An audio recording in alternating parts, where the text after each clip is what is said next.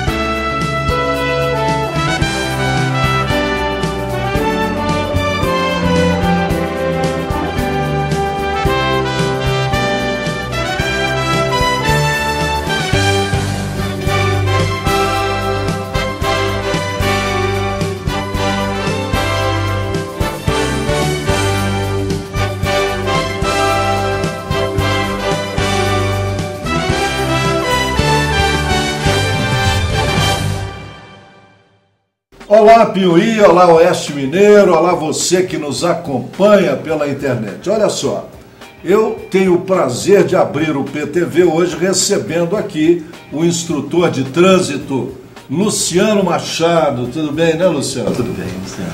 Que é um parceiro do PTV, um consultor do PTV, e ele veio para a gente conversar um pouquinho sobre trânsito, aproveitando essa passagem da Semana Nacional do Trânsito, que acontece todo ano, de 18 a 25 de setembro. Quem é que promove isso? É o Denatran? O Contran. Contran, muito bem. Então, Luciano, obrigado pela sua presença aqui no PTV. Eu queria começar perguntando o seguinte, pedindo para você comentar o seguinte: velocidade é o tema desse ano da campanha, não é? Sim.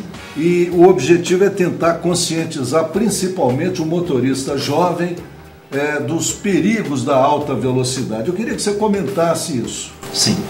Antes de comentar justamente isso, Luciano, eu queria dizer que o ano passado, 2011, foi o ano que o Contran, juntamente com o Ministério das Cidades, deu início à década mundial de ações pelo trânsito. Então nós estamos vivendo assim, uma época especial voltada para essas ações. E o tema desse ano, ele é especial justamente porque ele foi baseado em estatísticas. Foi comprovado por estatísticas de trânsito que o jovem 18 e 34 anos, 51% dos acidentes envolvem essa faixa etária. Está morrendo mais. Muito mais, é o jovem motorista. E a velocidade é uma das grandes causadoras, a alta velocidade é uma das grandes causadoras de acidentes, né? Todo mundo sabe disso. Então, a campanha esse ano foi voltada para isso. Esse ano, de setembro desse ano até setembro do ano que vem, a gente está focado nesse tema, né? Velocidade. Bom, Luciano, o objetivo da campanha, então, está claro, é criar consciência do perigo nos jovens, principalmente nos jovens. Mas eu queria te perguntar o seguinte: a gente sabe que não basta o motorista conhecer a legislação. O sujeito conhece, mas não tem consciência, às vezes, do perigo.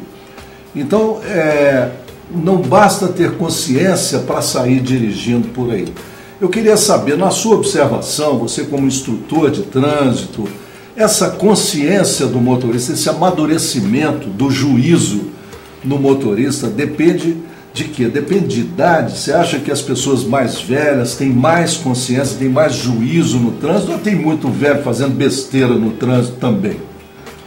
Luciano, a estatística, como a gente comentou agora há pouco, mostra que o jovem, ele se envolve mais em acidente, ou seja, ele tem menos consciência no trânsito.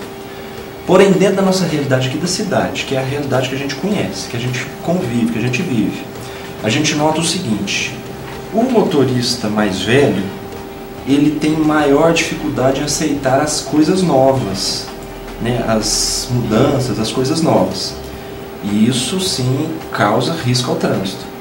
E a gente vê também que o jovem motorista, ele está encantado, ele está embriagado, deslumbrado, né? Com o sabor da liberdade, e aquela velocidade que ele adquiriu ali, que ele tem poder, que ele consegue dominar, aquela mesma velocidade que emociona ele, também é a mesma velocidade que o mata, que mata. Então a gente nota aqui na nossa realidade de Piuí que a estatística se aplica aqui também. Então o motorista mais jovem, ele tem menos consciência. Bom, Luciano, é isso mesmo. Essa questão, toda essa questão de consciência tem a ver com a personalidade, até com a idade da personalidade, né? Com o desenvolvimento da personalidade. O que muitas vezes a gente vê por aí é que o sujeito sabe que não deve beber e dirigir, mas insiste nesse comportamento, que ele não deve dirigir sem cinto, mas acaba dirigindo sem cinto, que ele não deve dirigir em alta velocidade e insiste nisso, né? Principalmente os mais jovens. E por isso mesmo a gente vai querer saber agora da psicóloga Maria Isabel Melo, ela que estuda essa questão do comportamento, o que faz uma pessoa insistir nesse tipo de comportamento de risco, quase suicida mesmo. Diz aí, Maria Isabel. A agressividade no trânsito é classificada hoje em 3 itens: é a impaciência, a luta de forças e a negligência. O que seria isso?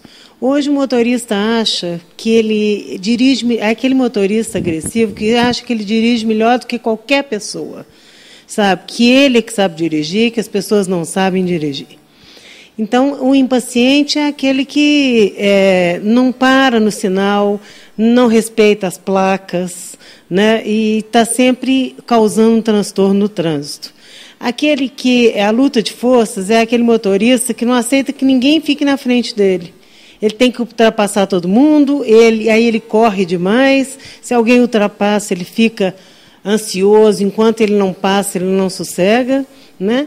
E seria aquele outro negligente, é aquele que bebe, é aquele que dirige alcoolizado, é aquele que dirige drogado, né? Então, eu acho que são 3 itens muito importantes a serem vistos. Eu acredito também que a pessoa, estando nervosa, estando passando por um momento difícil, não deva dirigir. Sabe, a pessoa que está abalada emocionalmente com alguma coisa, sabe, com conflito em casa, com conflito no trabalho, ela não deve dirigir, porque senão ela passa essa agressividade toda para o carro. E aí corre demais, às vezes não quer chegar no horário, acha que está atrasado e quer tirar o desconto no carro, na velocidade desse carro, e aí acontece vários acidentes, várias tragédias que poderiam ser evitados. Bom, então está aí, portanto, a opinião da especialista em comportamento humano. E agora a gente vai ouvir uma outra opinião, que é a opinião da autoridade policial, do homem que faz cumprir a lei, ou pelo menos esse é o papel dele. Nós vamos saber agora do capitão Geraldo Magelo, da PM aqui de Piuí, se ele tem observado alguma mudança para melhor ou para pior no comportamento do motorista piuiense. Vamos lá. A Polícia Militar ela tem desenvolvido algumas campanhas aí educativas e várias ações repressivas, principalmente na questão da aplicação de multas e blitz repressivas. Nós temos observado uma melhora um pouco gradativa no comportamento dos motoristas da cidade de Piuí. Acreditamos que precisa melhorar bastante, principalmente em alguns tipos de conduta, que é o excesso de velocidade e o uso de bebida alcoólica ao volante ou pilotando motocicleta, envolvido diretamente com as pessoas mais jovens durante a madrugada, que é um foco que a Polícia Militar vai atacar um pouco mais para frente, mas a gente acredita que as campanhas preventivas e as ações repressivas vão contribuir positivamente para a gente melhorar o comportamento e a conduta dos motoristas da cidade de Piuí.